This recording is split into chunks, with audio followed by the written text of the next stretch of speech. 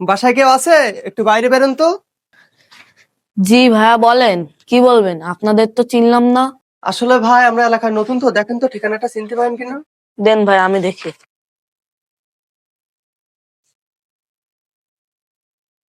এই ঘরে কি টাকা পয়সা সোনা দানা কিছু আছে? যা বের করে নিয়ে আয়।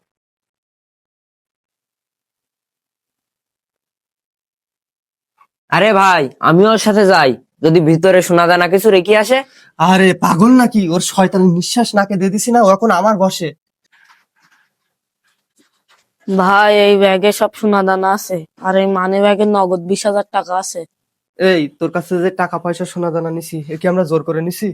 না, এসব আপনাদের জিনিস, আপনারাই নিয়ে নেন। এই থাক তাহলে, আর একটা বাড়ি যাই, শয়তানের নিঃশ্বাস দিয়ে সে বাড়িটাও নিঃস্ব করে দিয়ে আসি।